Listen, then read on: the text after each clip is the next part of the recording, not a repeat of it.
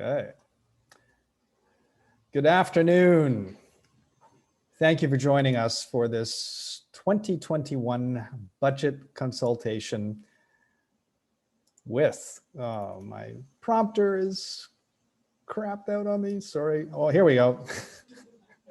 With the Honourable Carla Qualtrough, our MP for Delta, and Minister of Employment, Workforce Development, and Disability Inclusion. I'd like to begin with some opening comments, and for your information, everyone, this session will be recorded. My name is Gary Shearer. I'm the Executive Director of the Delta Chamber of Commerce. As we start off our meeting today, which we are broadcasting from the Delta Chamber of Commerce office, I would like to acknowledge the traditional territory of the Tsawwassen and Musqueam First Nations and of all the Hunkaminam speaking people who have been stewards of this land since time immemorial. I would also like to offer my respect to all the elders who've gone before us and to the elders and First Nations people who are with us here today. For over 110 years, the Delta Chamber of Commerce has been facilitating gatherings just like this one, bringing regional and national thought leaders together with you, the people who are actually making the capital investment and job creating decisions that drive our economy. I'd like to thank each of you for contributing to our business community and taking the time to be part of this gathering today. We are very pleased to have the Honourable Carla Qualtrough here today to consult with you, our business leaders, on your ideas and priorities for this year's federal budget. The Honourable Carla Qualtrough was first elected as the Member of Parliament for Delta in 2015. A successful lawyer, dedicated volunteer, and Paralympic swimmer, Minister Qualtrough's commitment to addressing inequality and championing diversity makes her a strong advocate for Delta. Committed to equity and inclusion, Minister Qualtrough has practiced human rights law at the federal and provincial levels. She's chaired the Ministers' Council on Employment and Accessibility in British Columbia and was an adjudicator with the Workers' Compensation Appeals Tribunal. Minister Qualtrough has been visually impaired since birth. Passionate about her power of sport and physical activity to change lives, Minister Qualtrough has volunteered locally, nationally, and internationally, including with the International Paralympic Committee and for the Toronto 2015 Pan and Para-Pan American Games. She's been president of the Canadian Paralympic Committee and chair of the Sport Dispute Resolution Centre of Canada. She was also the board of the Canadian Centre for Ethics in Sport and was vice chair of the Delta Gymnastics Society, which brings it close to home. As an athlete, Minister Qualtrough won 3 Paralympic and 4 world champion medals. Minister Qualtrough has degrees in political science from the University of Ottawa and in law and from the University of Victoria. Among many awards for her work, she's been named one of Canada's most influential women in sport numerous times and received a Queen Elizabeth II Diamond Jubilee Medal in 2012. We encourage your participation after Minister Qualtrough's opening remarks. There will be opportunity to give your feedback and ask questions to our speaker. So before we hand it over to Minister Qualtrough, just to let you know, when the minister finishes her opening comments, we would like you to put your name and company in the chat box if you wish to speak or ask the minister a question, and then we will ask you to open up your mic to ask your question when your time comes. So with all that in place, we'll hand it over to Minister Qualtrough. Thank you so much for being with us here today. Thanks, Gary. I think I'm going to make it a condition of appearing with the chamber that you don't read my bio in the future. So I just hate it. Okay, well, first of all, thank you all for being here today. I'm really excited. First of all, just lovely to see you all. I'm very excited to hear what you have to say. It's very important for me to get Delta perspectives and issues fed into our budget 2021 process. And it also just gives me some really important feedback on the things we're doing, things we've done, things that maybe you think we should be doing instead, and all the really important discussions that are happening right now around the budget process. So I'm going to begin by giving you some brief remarks, and then I really just want to turn it over to you for feedback, suggestions. Happy to answer questions, but even more importantly, really want to hear from you as to your ideas where we should focus for the budget. So quick intro remarks. We're very much in the thick of this pandemic, and we've been talking about economic recovery, which is a very important conversation to be having, but every day we're reminded that we're not quite there yet. We are mid thick of it in the pandemic. It continues to be really impactful on all of our lives, and for too many people, livelihoods continue to be impacted as well. I know that Delta businesses have suffered through the pandemic, and it's not been an easy time for employers and workers alike. But I really want to commend you all for your resilience during this time and for helping to keep our local economy going. Since day one of the pandemic, I've been kind of at the epicenter of it for the federal government. And, we've really tried hard to be there for Canadians, whether it was through the income support measures like the CERB or now the CRB and EI for workers, but also for businesses, the CEWS, the CEWS, the Canada Emergency Wage Subsidy, which we've made some changes to. Oh my goodness, sorry guys, working from home. I can tell you that in BC, we've been able to protect about 523,000 jobs with the wage subsidy, which means about $6.87 billion has gone into British Columbians' pockets through the wage subsidy alone. That's not the CERB or the recovery benefit or EI, just from that one program. We've worked really hard to try and be nimble. You've all been very candid with me when things didn't work as much as we thought they would, and we've tried to course correct, sometimes successfully, sometimes not as successfully, I suppose. But for me, it's been about bravely saying, okay, we didn't get something completely right. We gotta course correct. And I think we've learned a lot of important lessons as a government. That both that we can do this, we can change direction when something isn't working, and that Canadians understand that we're going to do our best and then course correct if we didn't quite work out. Of course, the big change was with the emergency rent subsidy, which many businesses in Delta have kind of given me the feedback that the way we structured it the second time around, going directly to companies, was a lot more impactful, not as we had tried the first time going through landlords. All I can say is that was, based on feedback from organizations and businesses like yours. I took that feedback to the finance minister, many of us did, and we tried to make the program better, which is kind of what I'm trying to do here today. We are heading into a federal budget. I honestly don't know exactly when it's going to be. March, April is when, when I anticipate, but we certainly, I have no idea.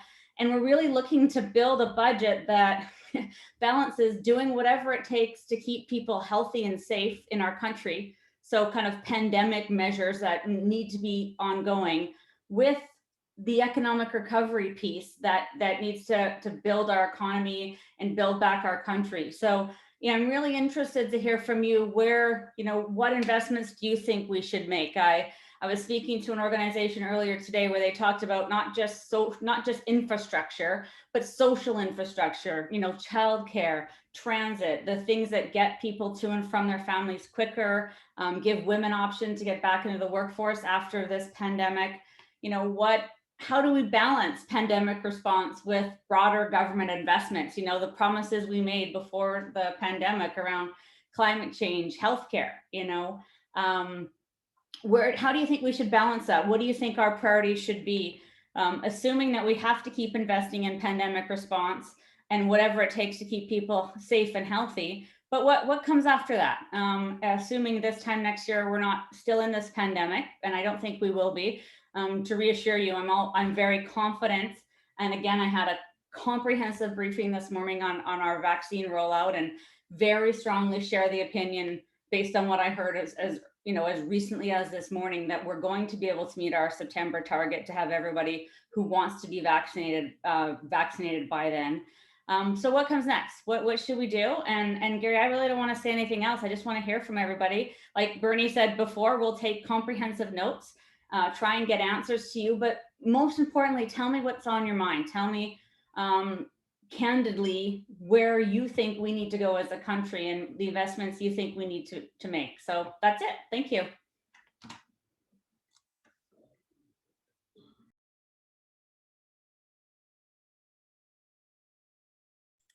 We can't hear you, Gary. You're muted. Okay, thank There you. you are. The constant you're muted. Thank you so much for your opening comments, Carla, and we'll wait for some questions or some names to come into the chat. So again, just a reminder to everybody, if you would like to ask the minister a question, please put your name in the chat box, hopefully at the bottom of your screen for most of you, and we'll call your name as you show up in the chat and to ask your question. And unlike me, we'll ask you to unmute before you ask your question so we can hear you. So I'll open up with a question to you, Minister Qualtrough, with regards to what happens afterwards. And you know, one of the things that we're constantly challenged with, we believe here at the Chamber, is with the much needed infrastructure that we need to, you know, support our businesses and our community. And there's some infrastructure that's out of your control, such as a tunnel replacement. However, there are some dollars, I understand, available for those kinds of infrastructure projects. But are there any ideas for the government to look at getting shovel-ready infrastructure projects in place as soon as possible to help drive, you know, our economic recovery and the much-needed jobs that we'll need for economic recovery across Canada, but specifically looking at the Lower Mainland and Delta? Yeah, Gary, good question. I think historically, much of the effort of governments in kind of times of economic turmoil on the recovery side, a lot has been said and done around infrastructure. It's a real job creator. We can measure the jobs it creates. We can see the impact. So yeah, I think infrastructure will be a key component of any package that comes out of the budget. Shovel-ready projects are very welcomed. Shovel-ready projects are welcome now, to tell you the truth. So if you've got any ideas. Oh, I got an idea. Okay, well, there you go. But yeah, no, that's, I mean, what I'm trying to say though is that we're going to try and be very strategic and not falling into the trap of thinking that the solution to recovery is by giving, you know, creating a bunch of infrastructure that doesn't lead to anything. So when I talked about social infrastructure, that's very top of mind for us. I'm happy to give you an update on the tunnel replacement if you just want to know where things are from my end while we're waiting for more questions. Please. Yeah, so as far as here's where we are. This is the project of my political career, because I've been waiting for something to happen on this my entire political career. So we have not yet, as a federal government, received a request from the province to help fund the tunnel replacement. They are at the point where they've done now the analysis. They've got a couple different business case options that the province is considering, and my understanding is very soon it will go through their kind of internal cabinet and treasury board processes and come out with a request for the federal government. So I've been through 2 elections now where I have said the federal government will support this project once we get a request for funds, and we're still waiting. What I can tell you though is I have confirmed very recently with infrastructure, with the Deputy Prime Minister and Finance, and with the Prime Minister's office, that the Prime Minister remains true to his commitment of the last election, that when an opportunity comes our way to help build and support this project, we will be there. But we can't actually, you know, and I had hoped to get an ask in time for this budget, but I'm not sure that we will, to tell you the truth. By the time we crunch all the numbers, this is going to be a multi-billion-dollar build, and I can't kind of slip it in to the finance minister's basket of stuff to possibly fund at the last minute. Now, that actually isn't as a big deal as it sounds, because This project is still probably 2-3 years away because it's got to go through an environmental assessment from the actual build. So there's lots of time for us at the federal government to find some money to support the project. But to be honest, I'm kind of in a holding pattern, as is the rest of my federal team, as we wait for the province of BC to ask for support formally from us. But I think it's coming. Yes, we all seem to be in a holding pattern with respect to this project. Thank you, Minister Qualtrough. Okay, we have a list of questioners amassing here on the chat. So first, we'd like to ask Ted Olak to ask his question. And just a reminder, when you do open up your question, if you can, not just your name, but the company you're representing would be very much appreciated. Thank you. Ted. Thanks, Gary. Everybody can hear me? Yes, sir. Okay, perfect. So I'm with the Business Development Bank of Canada, so Crown Corporation. So my question/comment, Carla, is with the crippling amount of debt we've taken on due to COVID, I feel that we need a comprehensive plan in place. I don't think we can tax our way out or cut costs to repay the debt, because that would impact the economy in very negative way. So I feel the growth is coming, it's pent up, because I see it with the type of transactions that I see in the world that I finance. So that I want to know is, what will the federal government do to reduce red tape? Because I think that's the way to unleash the growth and sustain it over the next decade or so, that we can repay this debt that we had to take on to support the economy for the last year and a bit. So, or take a leadership role amongst all the levels of government to get them at the table to reduce their red tape, to really unleash this economy that we have. So that's my comment. Thank you. So Gary, do you want me to do one, or do you want me to take three at a time and answer all three, or what's your?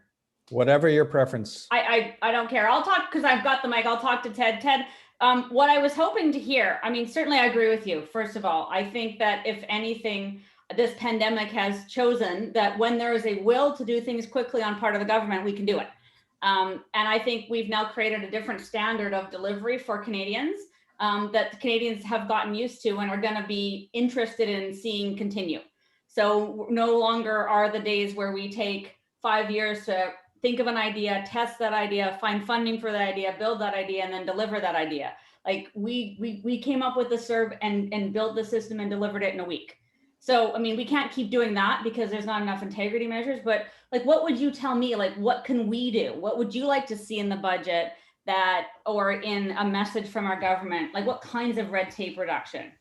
I think to fund like large projects, or look at finding ways to find ways, like I haven't spent time to say what those specific red tape would be, but I know that there's hindrances for people that want to invest capital in Canada, that want to immigrate here. So if people like that want to come here and want to buy a business or open up a business, how can we do that in a way that we can get them to come in quicker, would be one way to reduce red tape. Yeah.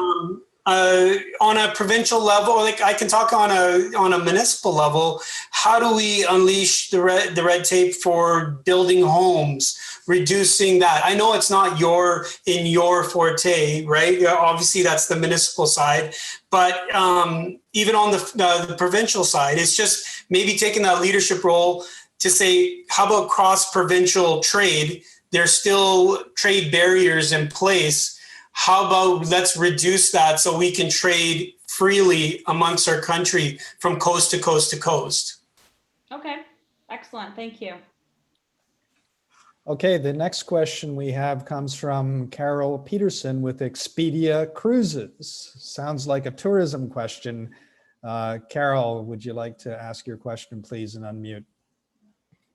Thank you very much. As you know, the travel industry is non-existent at this point. We really appreciate a lot of the benefits or the help that we're trying to get, but with the last announcement that the transport minister made of no cruise ships in Canadian waters till February 2022, has even made it a lot harder. Okay, we were expecting that hopefully with the vaccines, et cetera, ships would get to sail to Alaska this year. It's not going to happen. And we do not get any payments from any of our suppliers until the ships depart. So since March, we've had no income. We've relied on the benefits that have been offered, but there's a couple things on the table, like the government is willing to help out airlines, et cetera, as long as they recall our commission. Well, I mean, those are past entities that have happened, right? Carla, I did send you a letter yesterday and I've outlined all of this, okay? We have been in Ladner for 11 years. Prior to that, we were in Richmond and a total of 29 years in the business. We've seen a lot of things happen. We've seen SARS, we've seen 9/11. Never would I have expected this would have gone on this long, which none of us did. There's the wage subsidy, which we're wanting, the travel industry is wanting that to increase somewhat, like to 85%. Also the rent subsidy, because we have not been ordered to close. Okay, we have not had to shut our doors. So we get 65% rent subsidy. Had we been told shut your doors, then we would have been getting the 95%. So I guess what we're asking as a business in Delta, if you can help at all. And anyways, you've got I sent you the letter yesterday, so you just asking for those. And I know it's more specific to my business than anybody else's, but we want to still be here. We have 27 consultants that basically they all live in the community, and that's affecting them too. So anything that you can do, we would appreciate it. Well, thanks, Carol. So I think what you're highlighting is something that I've felt for a little while now, is as much as we had taken these broad measures and for, like I say, a wage subsidy for all businesses, income support for all workers, I think we're getting to the point, and maybe we've passed that point in your industry's case, where we need to talk about sector specific solutions. And you know, we were talking with airlines about the airline sector, and I know that our Minister of Tourism is talking with kind of national reps out in the tourism industry, because you know, we've seen different sectors come back differently, and you know, your points are super valid. And I've often thought about that order to close, because it's almost like you want an order to close so you can access more. You're not doing anything. No, I don't mean it that way, but you know what I mean? You're not generating any business just sitting there. And if you had been ordered to close, you would qualify for 25% more rent subsidy. So I'll definitely bring all of that feedback back. I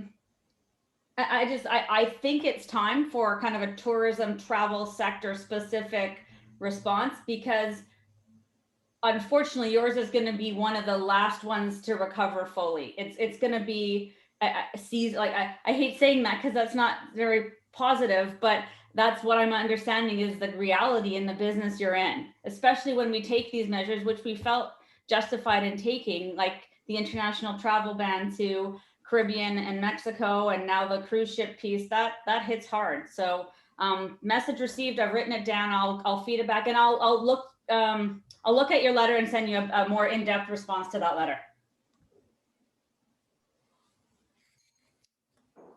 Thanks, Carla. Our next questioner or commenter is Evelyn Wedley. I'm not sure who you're with, Evelyn. If you could please unmute and tell us who you're with.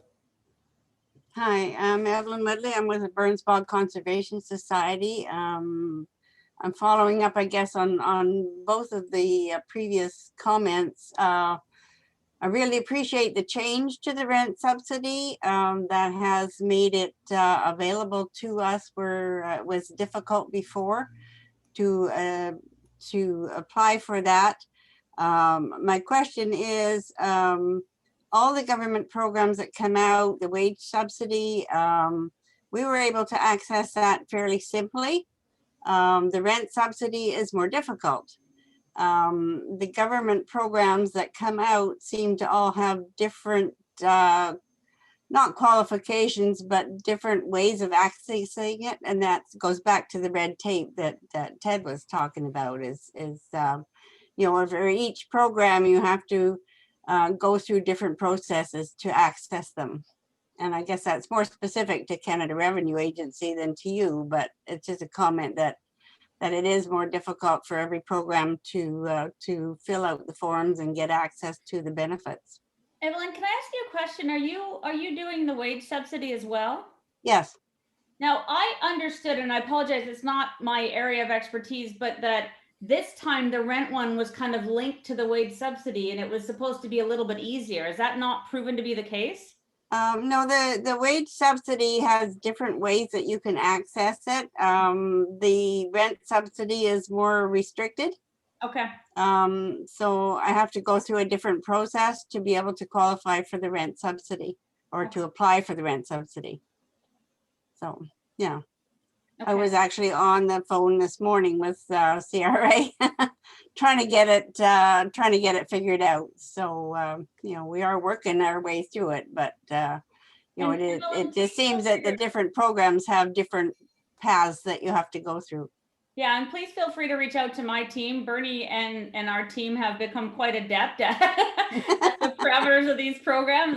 It's something we can maybe help with. So don't bang your head against the wall for too long before you just ask us to help. Okay, thanks. All right, our next speaker is Rhonda Dorham from Honeydew Lifestyle Assistance. Rhonda, would you like to unmute? I have. Hi, everybody. Hi, Carla. Thanks, Gary. Can you hear me okay? Sure can. Okay, great.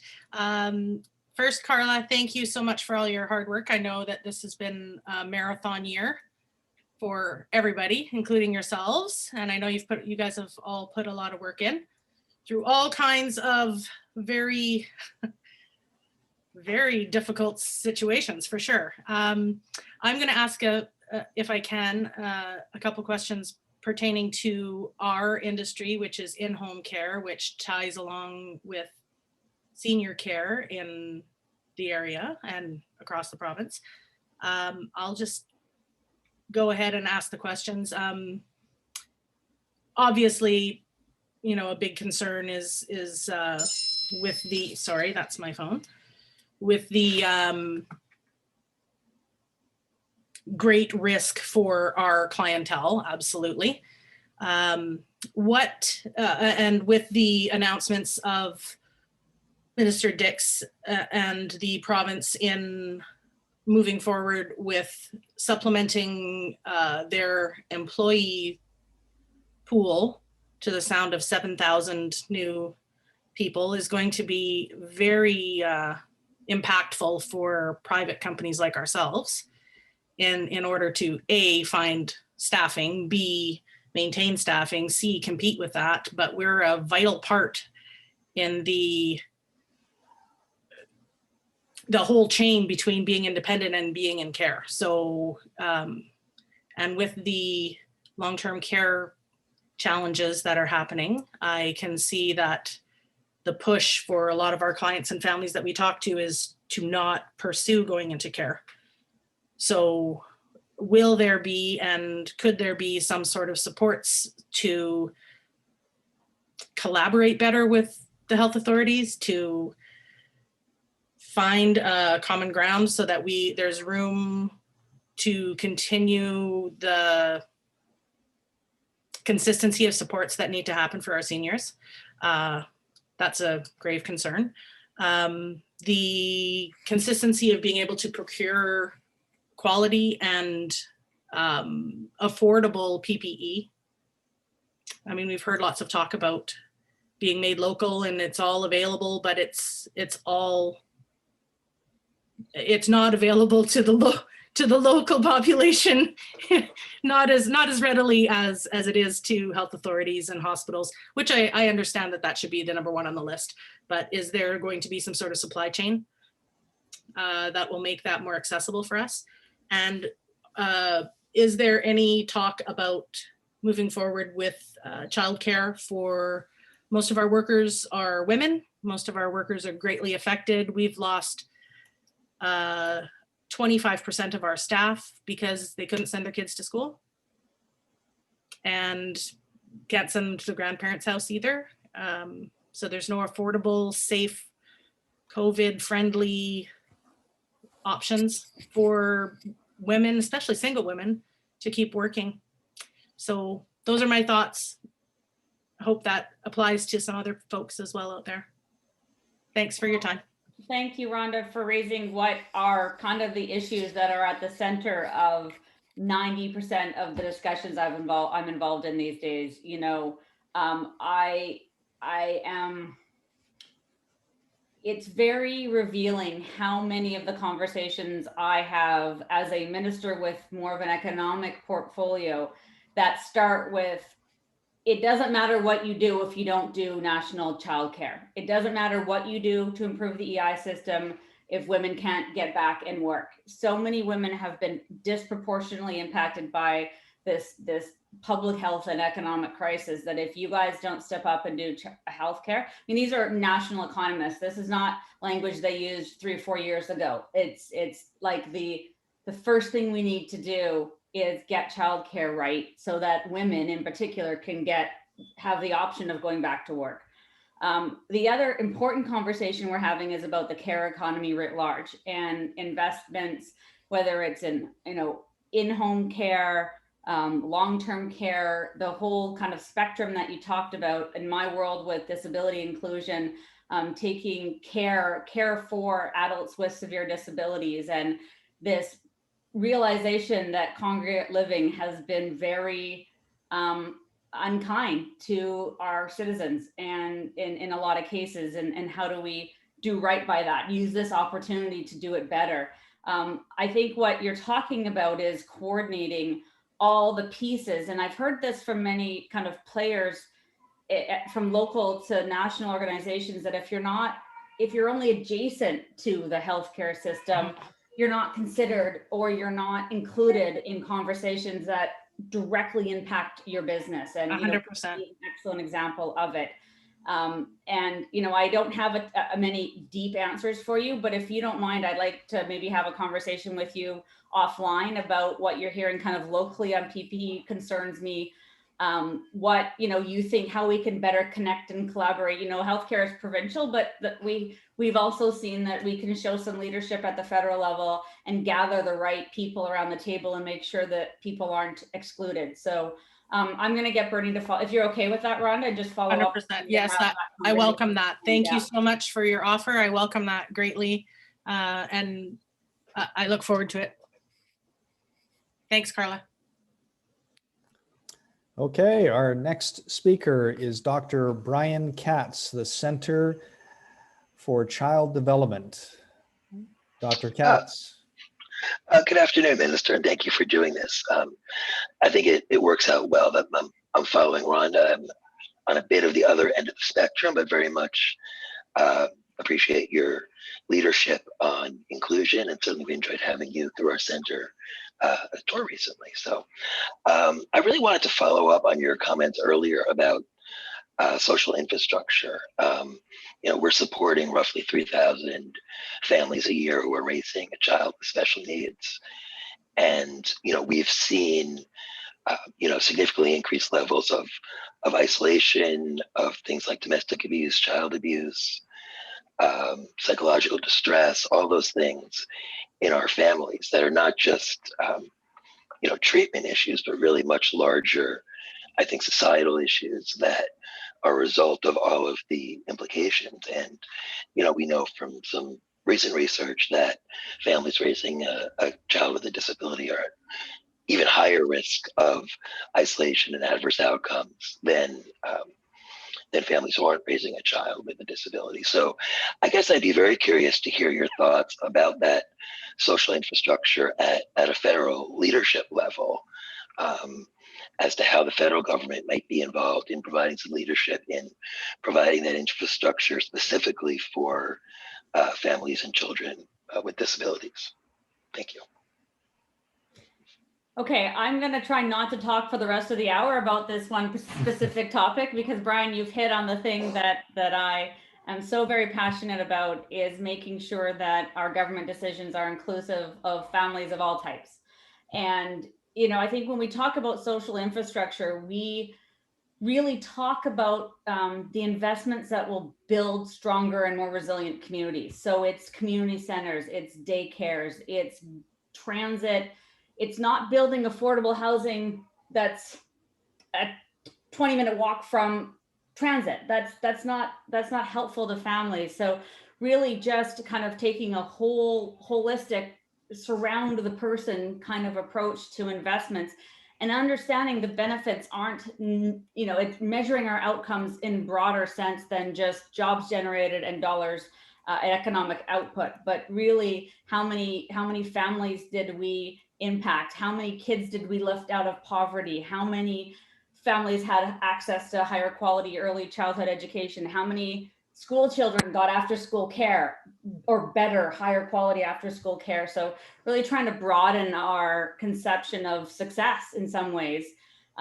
Kids with disabilities are top of mind right now, because we are really digging in on a national childcare strategy and what could be in that. And it's my very strong belief that if we don't include kids with disabilities from the beginning, that it's very unlikely that they're going to be top of mind when people finally, if they ever do, turn their mind. So as long as I'm at the table pounding my fist for inclusion of all kids, to keep families together and siblings together, and that's all, those conversations are very alive, Brian. And I think that we can provide, like I was saying, again, a lot of these conversations are technically provincial jurisdiction, but, we've gone through these cycles in government where you're welcome at a table if you bring money to the game. And so, but the federal government hasn't always been good at tracking outcomes and holding organizations to account of where they spent that money. And so I think we're really looking to be involved in areas of provincial jurisdiction where we can actually see outcomes that help people and families. Poverty reduction will be you'll see a lot of kind of poverty reduction language and focus in whatever we do in our budget, because that's the lens through which we had to, as ministers, make our budget submissions, because it's a big, huge process kind of getting to a budget. And we all had to say how this investment, will or won't, or kind of will contribute to poverty reduction, and who we can help through doing a specific measure that we'd like to see done. Again, happy to keep talking with you, Brian, offline about all these things, but just rest assured that there are a core group of us at the cabinet table that regularly bring up the exact kinds of questions that you have just asked of me. Great, thanks so much. Okay, Carla, the next speaker we have is Ray Van Marwick, West Coast Vegetables, the best peppers in town.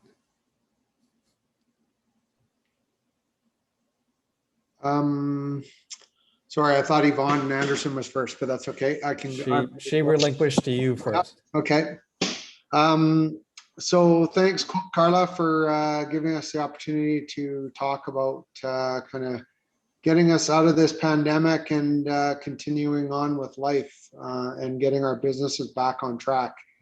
It's been a challenge for all of us. Our industry in greenhouse vegetables, fortunately, people still need to eat. So we've been able to keep going. The labor has been a huge challenge, trying to get labor.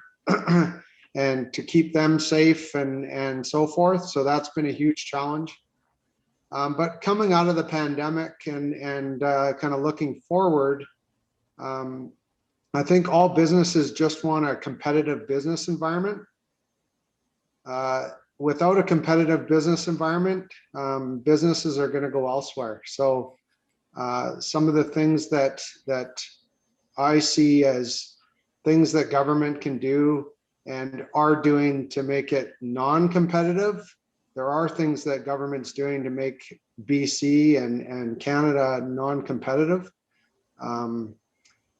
One of them is the carbon tax. I know the energy and environment is important, but the announcement that the carbon tax or the cost of carbon is going from 30 tons to 170 tons in 10 years is insane. Our business carbon tax currently is 3% of our cost of our total costs. So if that goes up by 5.5 times, we're going to be almost at 20% of our cost will be carbon tax. So would we rather have products coming in from Mexico and California and other countries rather than producing our own food here?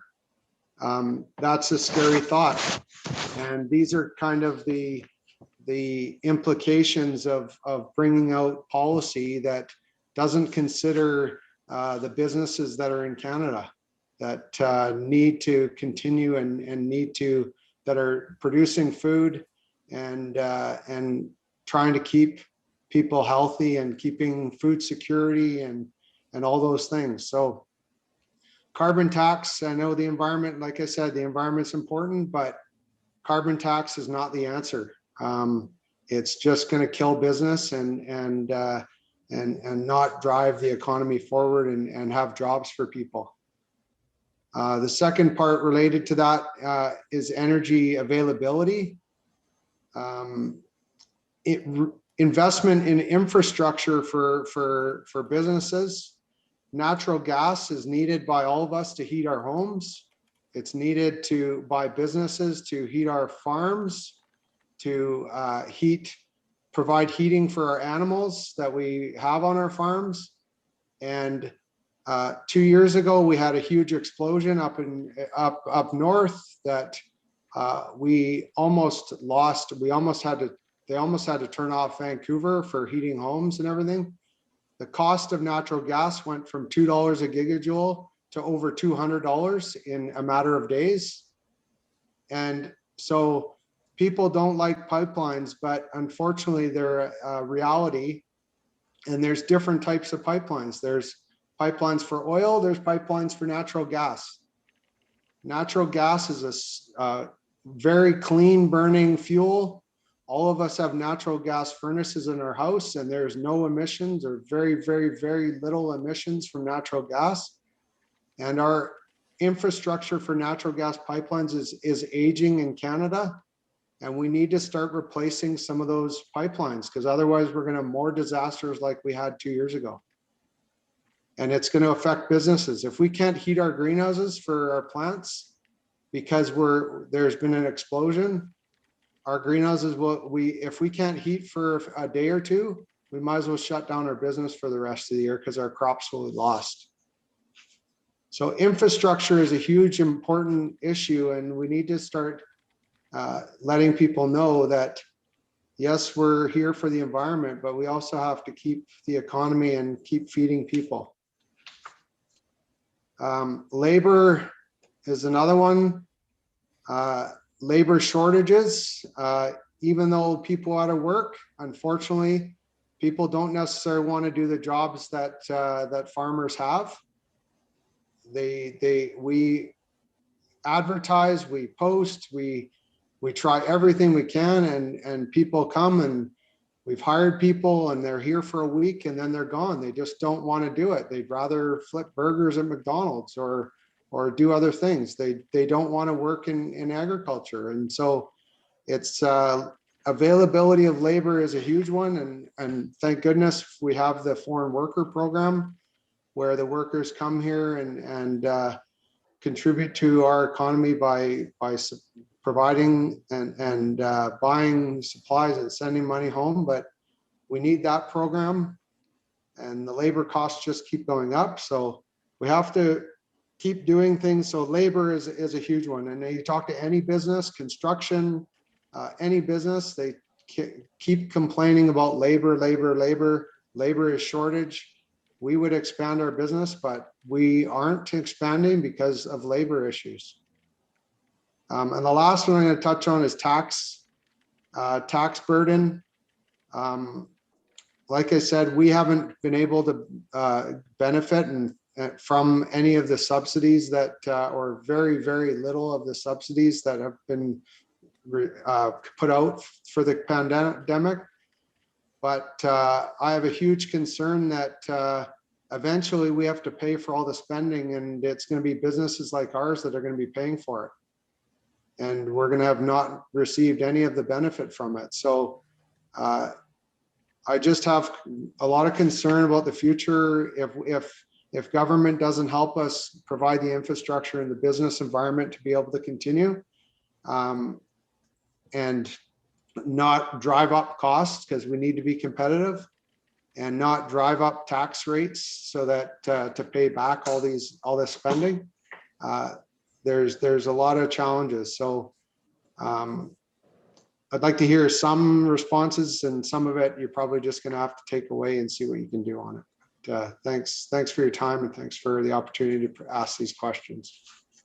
Thanks, Ray, and thank you for your feedback. Yeah, I mean, a couple of those things, you're definitely not alone in that feedback. I've heard from other business owners and leaders.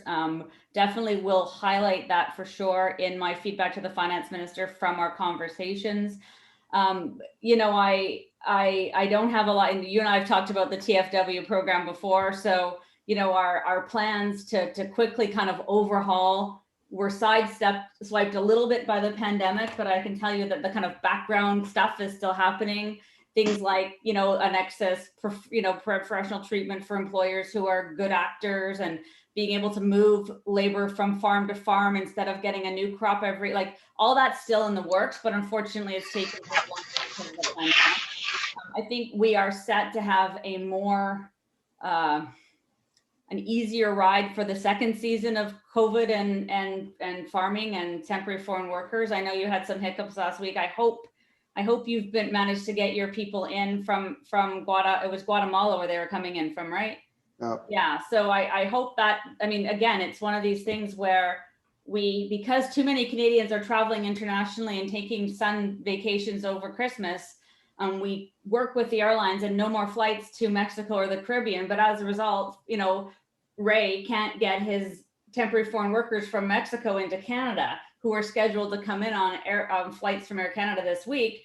And now we have to work behind the scenes and get them on charters, maybe through a different country. And so we've all been kind of working hard on that for the past couple of weeks. But on the carbon tax and the competitiveness and the energy availability, definitely I'll give that feedback. And I don't have a ton to say on it now. I apologize, but I definitely heard what you're saying, and it's got me connecting a few dots that I think I want to bring to the attention of the finance minister. So thank you.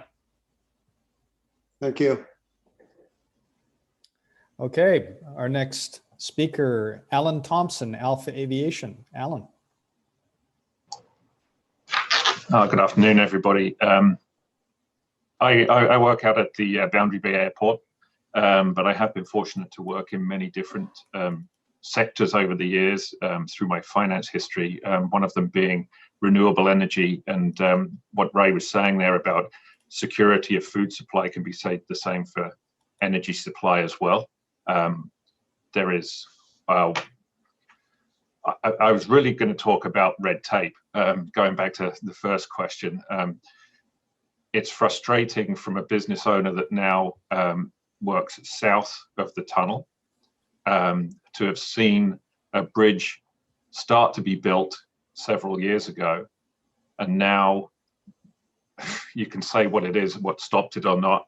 Personally, you know, politics go back to square one to get us to a point where we're now still 3 years away from environmental studies and engineering studies, which probably have already been gone through, to sit here today knowing that we will get federal government support, but it's still 3 years away. And looking from our business, this is me purely talking from a business perspective, is that I know full well that we've lost out on significant advancements in our business because the tunnel and the infrastructure shortfalls into our area are so great that they would rather pay more to go somewhere else than actually start businesses in this Delta region here. So that's just some feedback for you. I know, you know, there's so many things on the table right now in the conditions that we're living with right now. But if you want to start to see an economic impact and recovery from what we're experiencing right now, and using the tunnel as an example, we can't wait 3, 4, 5 years to get to a point where we all feel we were 2 or 3 years ago. Now, all that being said, more from a personal point of view, I'm really encouraged by the people that are on this call with certain, you know, the different areas. I'm 53 years old, but I have parents that are in care. I've always said, and my mantra, I guess, is if we invest in education and healthcare for the young, and again healthcare for the old, we've got a pretty good society, because at the end of the day, you bring up well-educated kids that are suitable for good jobs. You actually reduce the amount of social benefits you have to rely on throughout your life. So yeah, I'm all for that from a personal perspective. Let's invest as much as we can in the young so that we have a better community as we move forward. Thank you. Thanks, Alan, and I hear you loud and clear. I've been kind of waiting to kind of get the federal. I've been keeping my ducks lined up for years now on the tunnel replacement, and I keep kind of confirming that when something finally lands on a federal desk for an ask, that we'll be ready to respond. And you know, I probably now know more about our federal infrastructure programs just so I know how I can make my ask when it comes. But you know, it's super frustrating. And again, I hear you. Really curious to hear from you. And then maybe this is another one of these follow-up calls, just how, you know, you at the Boundary Bay Airport, what business looks like there. It just must be practically non-existent. Am I right about that, or? Yes and no. I mean, to go very quickly here, I don't want to take up a ton of time. I mean, there are always people, especially in the pandemic, that look at ways around, you know, how they can still operate. And I think that's the thing that I've been lucky with in small business. We've been very adaptable. We can change quickly. And maybe that's the frustration thing. And this isn't an insult or anything like that. This is where small businesses can react, whereas government and of all levels are very slow to react. And I think that builds some frustration for us. But with regards to our business, I mean, we're very much a smaller airport with smaller planes. One of the things that is kind of COVID friendly, if you want to call it that, is general aviation. So people that own a small plane can go out and fly and not really be involved with anybody else, which is a good thing. They have to buy fuel from us. So from that perspective, yes, it's great. And they store their aircraft. And all those things are great. So in some ways, a lot of our business did disappear from the cross the border kind of business, but from the local, more less transient business, it's just as good. It's down, but it's not as bad as you may think it is. With regards to the airport in general, there's a great opportunity here. You know, we're very fortunate. We have the ability, I think, to bring in a lot more business. We're looking at things along the lines of education and engineering to have facilities here that would work on aircraft and stuff like that. And we have land here to develop, but people just aren't looking at it. They love it. They want to be in a situation where they can have close access to the airfield, but they can't justify it just yet. And that's because you know, it's cheaper to have the land here and you get staff here. But when you're looking, and people think of it like, if my time is worth $50 to $100 an hour, am I going to spend $250 sitting at a lineup? Again, usually plowing out some gasoline, which is again environmentally impactful. So, you know, that's what we have to deal with. And quickly, in a previous job not too long ago, because I did a lot of work on wind farms and solar, both internationally and in Canada, and it's almost like they're working against you to get things done, as opposed to, and that's including our province, and that's including BC Hydro. It's almost like they work against you to get a project done, as opposed to trying to facilitate something. And when you hear in the news that everybody wants to be environmentally friendly and we have to do this and do that and carbon taxes, the reality, I mean, my belief is, this is personal now, you know, these carbon taxes are all well and good, but they really have to be, I think they need to be penalties rather than taxes, where people are forced to make environmental change rather than be, you know, it's almost been become a financial tool where companies will continue to pollute and then pay their way out of it. Right. And I think that is fundamentally, that's the fault with the whole system, is you've got companies out there that will rather pay a penalty and carry on business as usual, or buy credits or buy something off of somebody else who've earned the right to have some kind of benefit. The too many things are turned into financial tools where we can trade. And therefore, I don't think, I don't hold out much hope in meeting many of the goals unless we make considerable change on that. Thank you. Thank you, Alan. The next speaker, Sandy McLeod, OPPS. BC Center. It's the BC Center for Ability. Oh, sorry. That's okay. Sandy. So I just want to say that in terms of our program, we have many clients in Delta, and some of the challenge is that they can't do that physical work of working, you know, in a warehouse or in the agriculture, but they are able to do work. But we have people in the eye industry, so there are people who are looking for part-time work versus full-time work, and that becomes some of the challenge in terms of what's available if they want to work and live in their community. And so I just wanted to put in that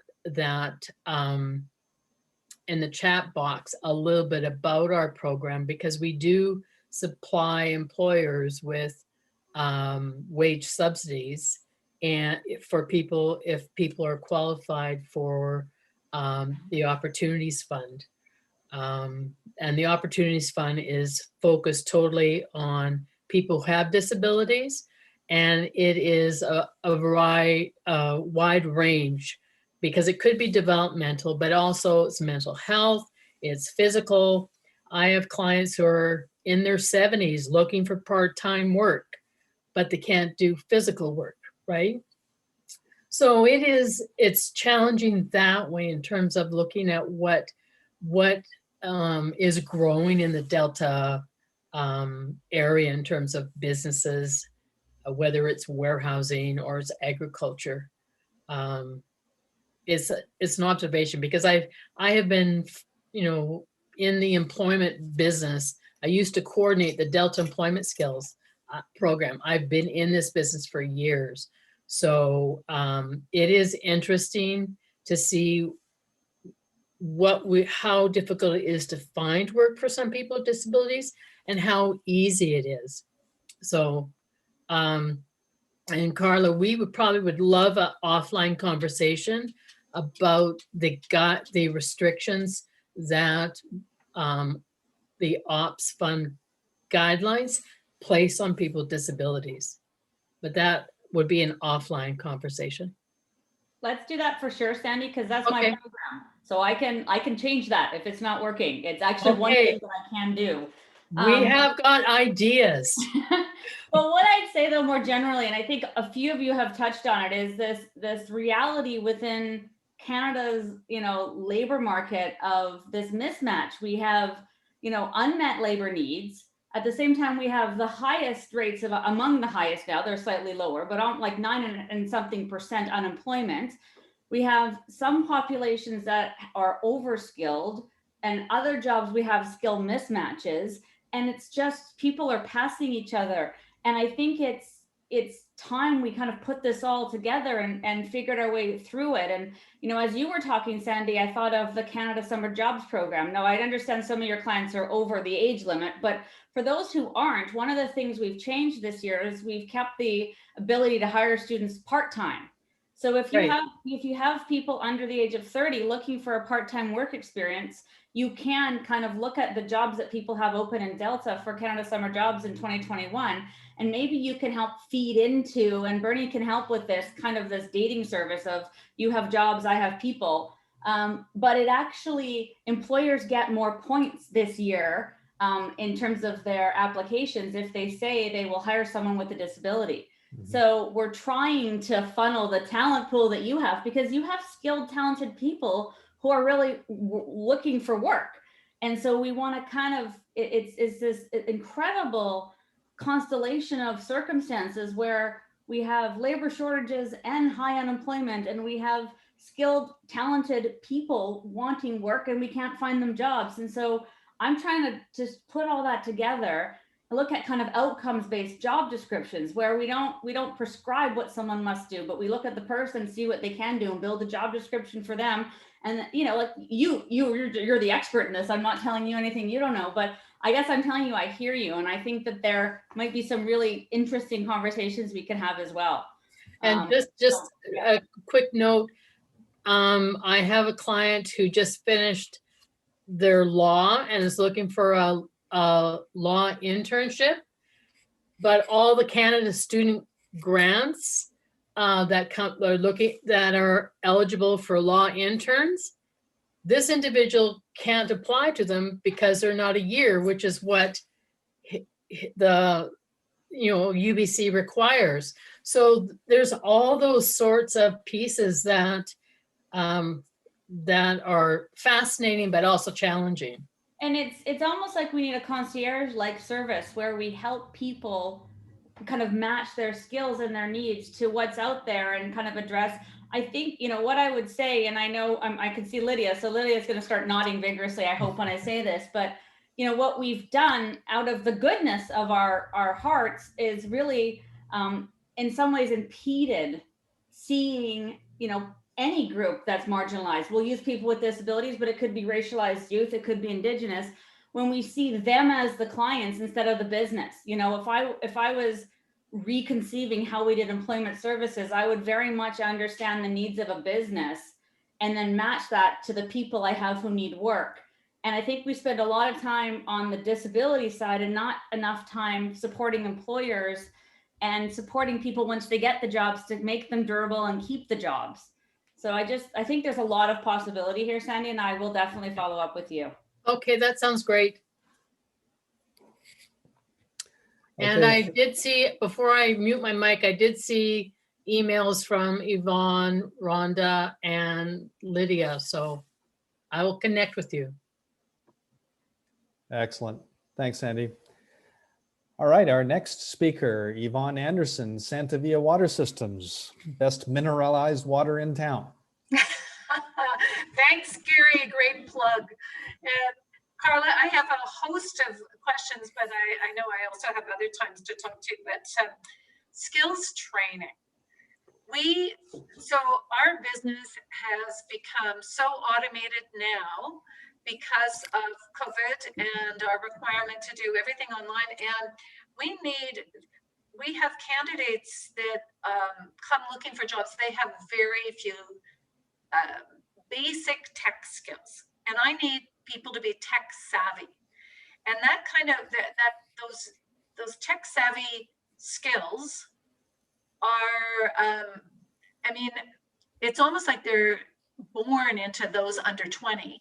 But that's leaving a huge group of people out of the running. And we're willing to train if we can partner with the government and if there are applicable programs we can feed into. But right now, I mean, labor is our biggest issue. we've had jobs posted and reposted them and reposted them.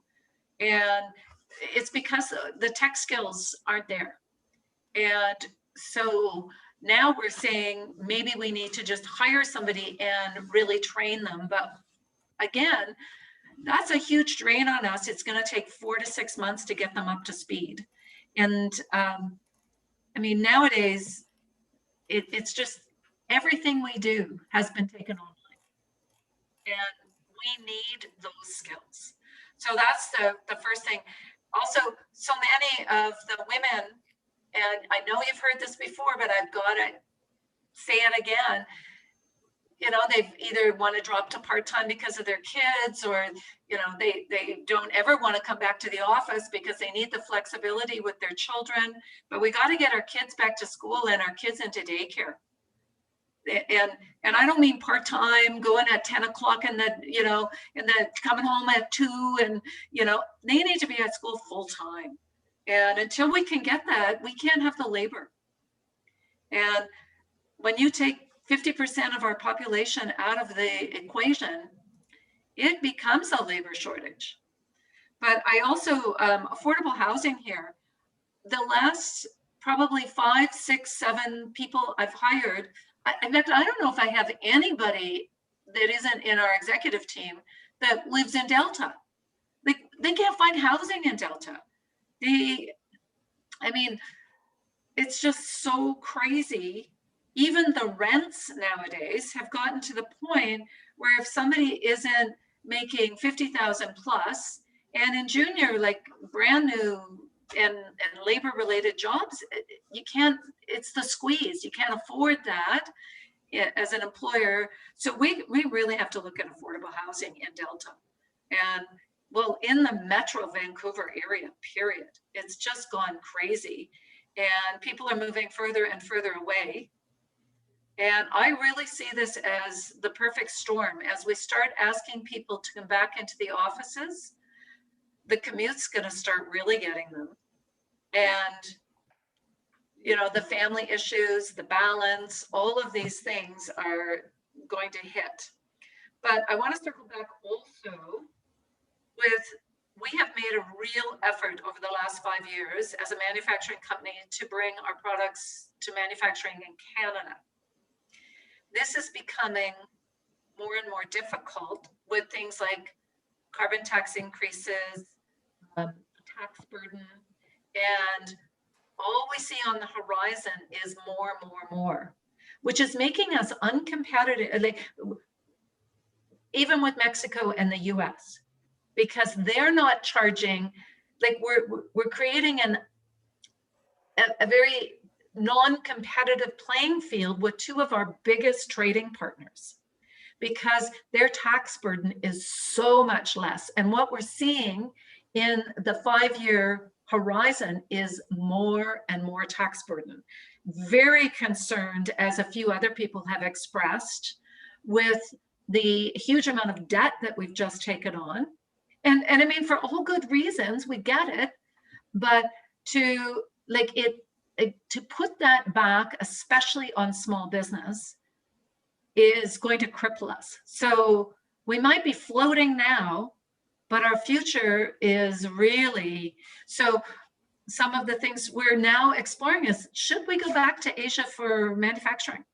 Because A, we can't find labor here, and B, the carbon tax, the other things that are coming down the pipe aren't making us competitive to manufacture in Canada. And yet we see when there's a huge crisis, we need sustainable food, sustainable manufacturing, sustainable PPE, and at least 2 or 3 places that can manufacture vaccines in Canada. And yet we're not creating the playing field that makes that attractive and sustainable for business owners. And I really would like our government to hear that. We appreciate our environment, we care about our environment, but there's got to be other ways except putting a tax on everybody. And so we really have to keep that thought in mind, that small business is just going to disappear. And there might, I mean, especially small manufacturing. And then you're going to need us, and we're not going to be there. And we saw that with PPE, and we saw that with vaccines. We used to manufacture vaccines, and we used to manufacture PPE. And we've got to make the environment in business sustainable and attractive enough that we can do this. So those are the key things that I take to you. I've got lots more, but we'll talk again later. Thanks, Yvonne. I miss our reunions at the yoga class when we're both sweaty, and then you start telling me all the things that government needs to do to help small businesses. I think that's, I do miss seeing, I miss seeing so many people in person, but I hear you. The skills training piece is especially top of mind for me because it's part of my portfolio.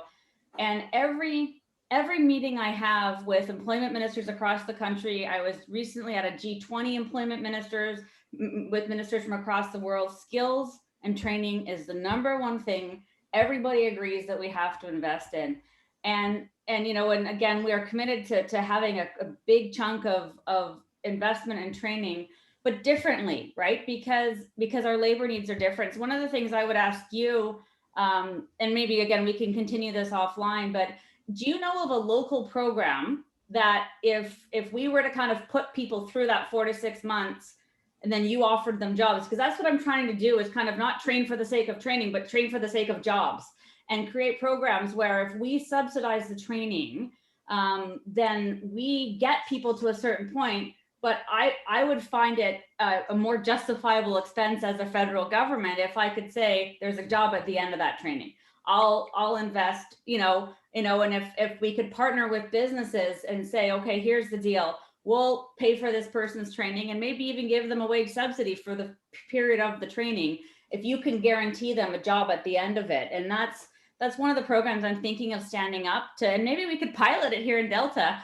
But it's like that's kind of what I'm thinking. We need to start connecting these things, not just build this fancy training strategy and say, here's the skills we need, but kind of connect it to the jobs. And we have a great, that's what I'm thinking about anyway. We do have some really good good companies in Vancouver and in Metro Vancouver that have done really good tech skills training. And in fact, the one company did it because they couldn't find employees. So they created the training. They take the top students and leave the rest for everybody else. What a great thing. We've grabbed some of those students. Good program. I can recommend it. Yeah, okay, I'll follow up with you because that's the kind of thing the freeing thing about COVID has been that everything's on the table now. We're not kind of stuck to doing things the way that other governments or other ministers have done it. And so, even for example, we introduced 2 years ago Canada Training Benefit, and you'll all remember how well you thought that would go, and it's basically gone as well as everybody predicted it would. It has flopped. And partially it was this idea that individuals could take control of their own skill development and get through the EI system a year a week for 4 years so they can keep upskilling. I think the intent was exactly where the intent should have been, but the execution was absolutely flawed. And now I'm looking at that program and taking it kind of out of the EI space and thinking, do we give employers support so they can train people to the skills they need for the jobs they have, instead of, so it's all on the table, which is neat and overwhelming at the same time. But I will follow up with you on that. Super. And 1 year internships. I think it was Sandy that also said that. Essential for engineers, for lawyers, for so many of the professionals. We need 1 year internships, not these 4 months. Got it. Okay. So I think we have a few comments in the chat box. Bernie, are you getting all these chat notes? I hope. If not, we'll make sure I certainly am, Gary. Okay, great. I have the laptop here. I've got everything. I figured you would be. Thank you. Wonderful. So we don't seem to have anyone requesting to speak on our chat box. If I've missed anyone, could you please quickly get your name in there so we can hear you before we sign off here? Gary, maybe while you see if anybody else wants to speak, I'll say that I actually was speaking literally yesterday with the Deputy Prime Minister and told her that I was doing 5 of these budget type conversations here in Delta. So we did a North Delta one yesterday, Chamber, we're doing TBIA and LBA, we're doing a Women in Business one, and then we're doing one with local nonprofits. And she was just thrilled because she's used to hearing my examples from Delta, because it's a thing of mine. I kind of debate at the cabinet table by pulling out an example from Delta. So poor Ray will, I don't know if you'll like knowing, I don't use your name, but I use you as an example of a local greenhouse owner who is impacted in this way by this program. Great. And so I'm gathering a whole new crop of stories to bring to the table. And I'm so grateful for people sharing they're just, because it makes it real, right? Like that's the thing, that you are in a bubble in Ottawa, and you try not to be, but you get sucked into it. And this is the kind of grounding we all need to make sure we're remembering why we do these jobs, but also how people are impacted by the decisions we make. Excellent. Well, Minister Qualtrough, thank you so much for your time today. You just continue to demonstrate your commitment to our community in Delta in all the time that you've held this position as our Member of Parliament. You've always been very visible to us, very open to us, and we really, really appreciate that. Have the opportunity to connect with you directly. And if you're not available, Bernie's always there to hold down the fort and take our calls and help navigate us through any issues that we have navigating federal policy programs or whatever. So thank you both for all the help and support you give us here in Delta. We're very proud of you, and so please keep doing the great work that you're doing. Well, thank you. And please keep communicating through Bernie, because I felt like that for about 3 or 4 months last year, she was the honorary MP, because it was just so crazy what we were trying to do to help people. And, you know, I don't know how history is going to record what's happened in the past year and maybe the next 6 months, but I can tell you it won't be for lack of trying. You know, 9 million people accessed a program that I designed in a week. And I can't even believe that some days when I wake up and think about that. But we're really trying, and I'll take all of this feedback back. We're going to produce a report on all the consultations we're doing, and hopefully when the budget comes out, you'll see some of the things you've used about here reflected in it, because that would be really cool. Wonderful. Well, thank you again. And before we sign off, the Delta Chamber of Commerce, we can't do these kinds of events without the support of our sponsors. So I'd just like to acknowledge our annual sponsors, the Port of Vancouver, Global Container Terminals, Fortis BC, and Kwantlen University for their annual support and to allow us to do the work that we do as the Delta Chamber of Commerce. We really appreciate that. So if there's no other speakers, I think we're going to let you go, Carla, because you probably got another Zoom meeting lined up, knowing you. I do. Thank you. And